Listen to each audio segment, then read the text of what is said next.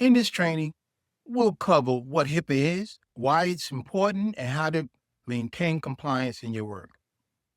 This training is specifically designed for professionals in behavioral health and developmental disabilities, where privacy is critical.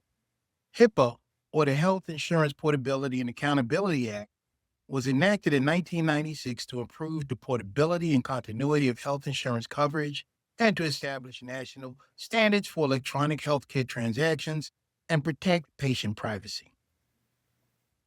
In the context of behavioral health, developmental disabilities, and substance use treatment, HIPAA provides essential protections for patient confidentiality, establishing limits on who can access and share information and under what circumstances.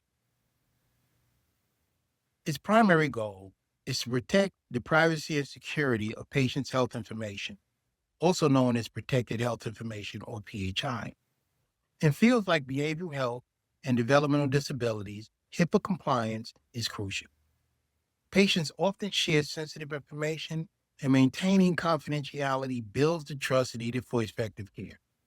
Protecting patient privacy and confidentiality means establishing patient trust, observing legal and ethical obligations, limiting unnecessary disclosures, enhancing security in digital era, and preventing discrimination.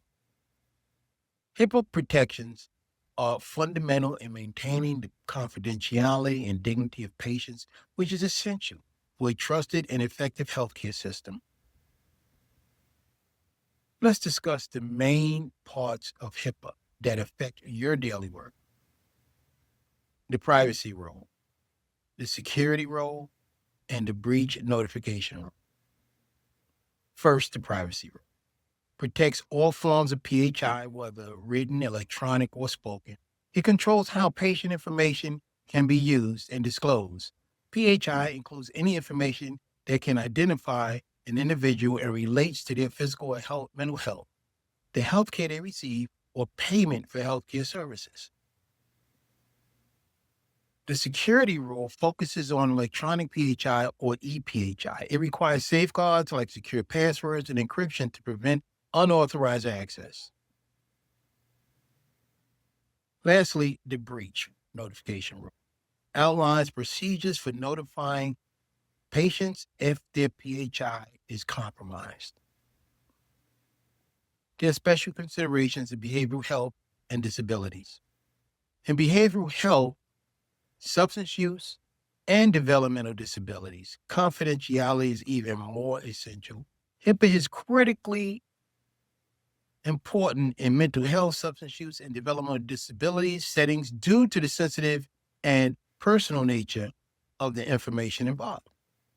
Disclosures of this information carry potential for stigma and discrimination, risks, or even legal repercussions for patients. The nature of treatment information for these populations are sensitive because of their sensitivity. Honest communication from clients can be encouraged.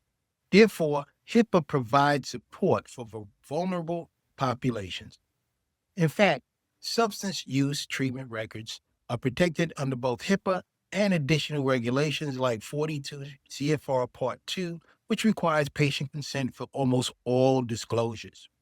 HIPAA's role in protecting confidentiality is fundamental to fostering a therapeutic environment where individuals can seek help without fear of their information being mishandled. The key aspects of PHI protected by HIPAA are identifiable information, health conditions, and diagnosis. Healthcare provided payment information, electronic, written, and oral communication.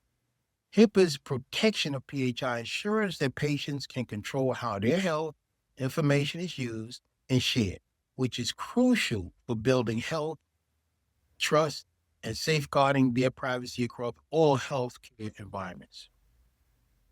Now let's cover best practices for handling PHI. First, apply the minimum necessary rule. Share only the information necessary for each task or interaction.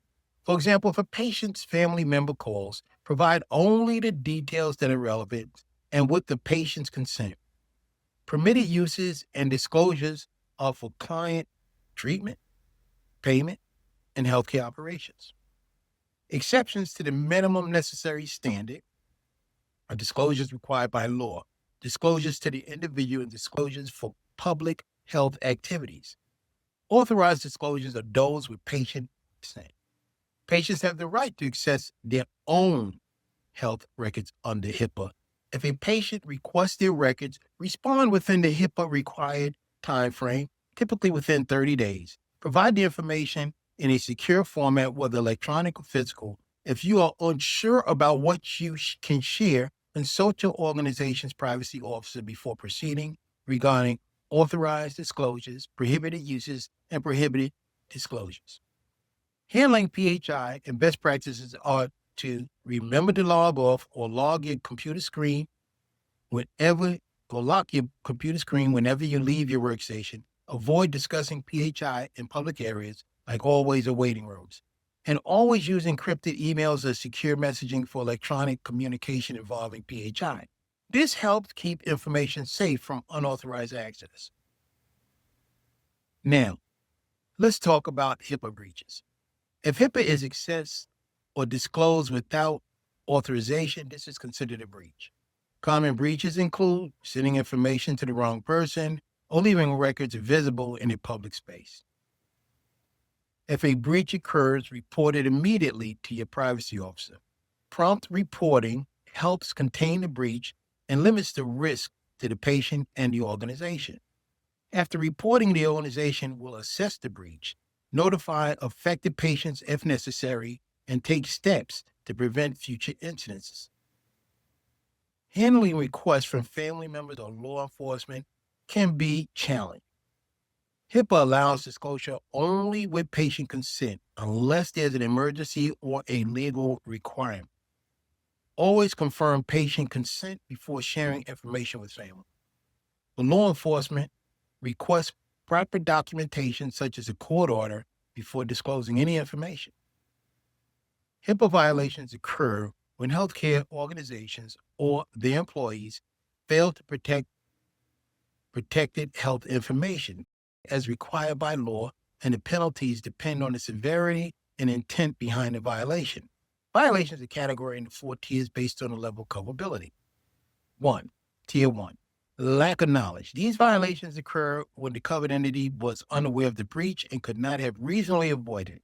Fines range from $100 to $50,000 per violation, with a maximum annual penalty of $1.5 million for repeated violations. Tier 2. Reasonable cause. These occur when an entity should have been aware of the violation but did not act with willful neglect. Penalties range from $1,000 to $50,000 per violation, with a maximum annual cap of $1.5 million. Tier 3, willful neglect, corrected. These involve willful neglect, but where corrective actions are taken within the required time frame. Fines range from $10,000 to $50,000 per violation, with an annual cap of $1.5 million. Tier 4, willful neglect, uncorrected. These are the most severe violations when willful neglect occurred and no timely corrective actions were taken. Fines start at $50,000 per violation and can reach up to $1.5 million annually. In addition to financial penalties, criminal charges can apply if violations involve intentional misuse of PHI. For example, individuals who knowingly obtain or disclose PHI without authorization face fines up to $250,000 and imprisonment for up to 10 years, depending on the nature of the offense. Furthermore, reputational damage, loss of business, and increased scrutiny from regulatory bodies are common consequences of HIPAA violations. Adherence to HIPAA compliance standards is essential to avoid these penalties and maintain trust. When ensuring accountability and compliance, every staff member has a role in HIPAA compliance. Mrs. Jenkins? Okay, so let's get the ultrasound on that kidney scheduled. Tuesday afternoon work? Nothing Monday, huh? Oh, I don't think so. Let me look. Hey, when does your plane land? Crack of dawn. Is this your copy? I don't know. What is it? Looks like Nate Turner's MRI report. Yep, that's mine. So that is Monday morning, 9:45. Oh, thank you so much. You're welcome.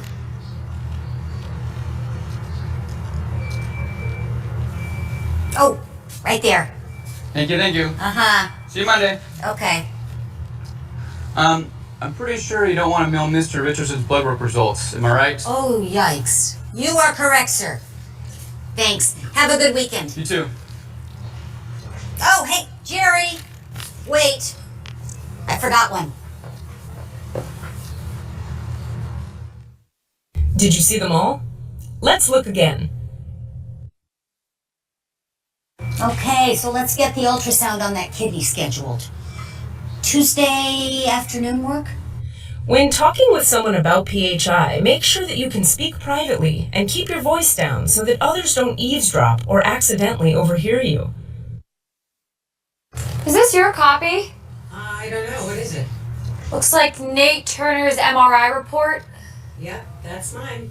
All copied PHI should be taken with you and secured, or if it's not needed, it should be shredded and disposed of in a locked trash container. This hard copy PHI should be put where it's not visible to everyone in the office, and care should be taken so that it isn't inappropriately misplaced or disclosed.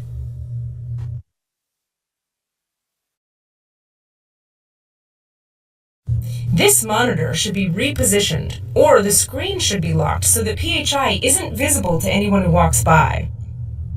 With practice and a little work, you can easily learn to spot and avoid these kinds of privacy rule mistakes.